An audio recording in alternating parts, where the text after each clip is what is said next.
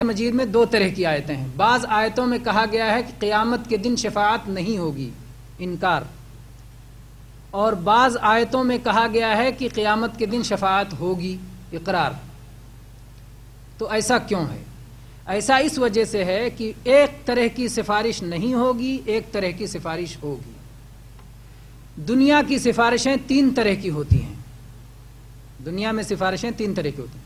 ایک سفارش ہوتی ہے مقام و مرتبے کی وجہ سے، بادشاہ کے پاس وزیر کا مرتبہ ہے، امیر کا مرتبہ ہے، وہ اپنے مرتبے کی بنیاد پہ سفارش کرتا ہے کہ یہ مجرم آیا ہے، آپ اسے چھوڑ دیجئے، مقام و مرتبے کی وجہ سے سفارش۔ یہ سفارش نہیں ہوگی اللہ کے یہاں۔ اللہ کے یہاں کوئی مقام و مرتبے والا ایسا نہیں ہے جس کے مقام و مرتبے کے ڈر سے اللہ تعالیٰ کوئی کام کر لے جو اللہ نہ چاہتا ہو، اس لیے ایسی سفارش تو قیامت میں ہوگی۔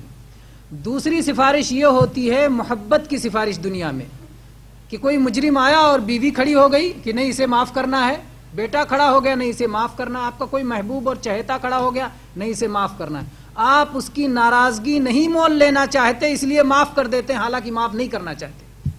ایسا قیامت کے دن نہیں ہوگا۔ اللہ تعالیٰ جس کو محبوب بناتا ہے اپنے فضل سے محبوب بناتا ہے، اور کوئی محبوب اللہ کے سامنے اکڑ نہیں سکتا، اس لیے یہ سفارش بھی قیامت کے دن نہیں ہوگی۔ سفارش کی تیسری صورت یہ ہے کہ مجرم آیا، اس نے جرم کیا، جرم ثابت ہو گیا، لیکن جو حاکم ہے، قاضی ہے، بادشاہ ہے، اس کو معاف کرنا چاہتا ہے، اس لیے کہ وہ بڑا اہم اور خاص آدمی ہے، لیکن غلطی ہو گئی، وہ میرا ہی آدمی ہے، کسی اور کی طرف نہیں دیکھتا، میرے ہی طرف دیکھتا ہے، اسے معاف کرنا چاہتا ہے، تو اپنے کسی وزیر کو، کسی مشیر کو اشارہ کر دیتا ہے کہ اس کی ذرا سفارش کر دینا۔ وہ کھڑے ہو جاتا ہے دربار میں کہ میری طرف سے اس کی سفارش ہے، اسے معاف کر دیا جائے، بادشاہ معاف کر دے۔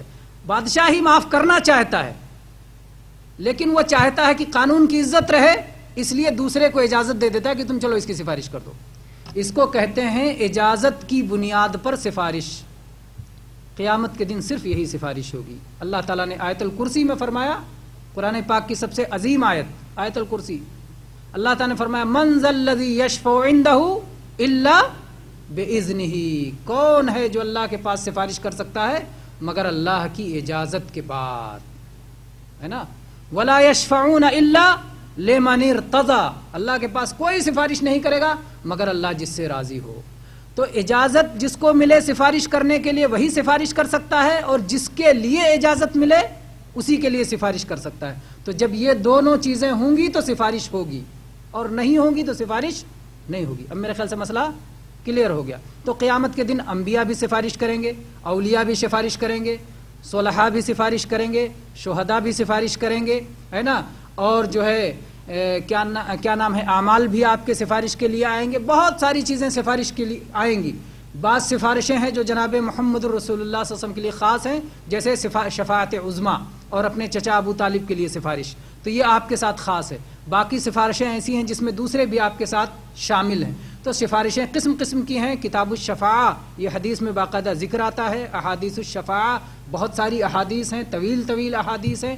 تو شفاعت برحق ہے، ہم اس پر ایمان رکھتے ہیں، شفاعت پر ایمان رکھتے ہیں، لیکن شفاعت کو جس انداز میں ثابت کیا گیا ہے ویسے ہی مانتے ہیں، وہاں کوئی زبردستی نہیں کر سکتا۔ جیسے بعض لوگ قصہ سناتے ہیں، اس قصے کی طرح ہمارے یہاں حساب نہیں ہے۔ کیا قصہ سناتے ہیں؟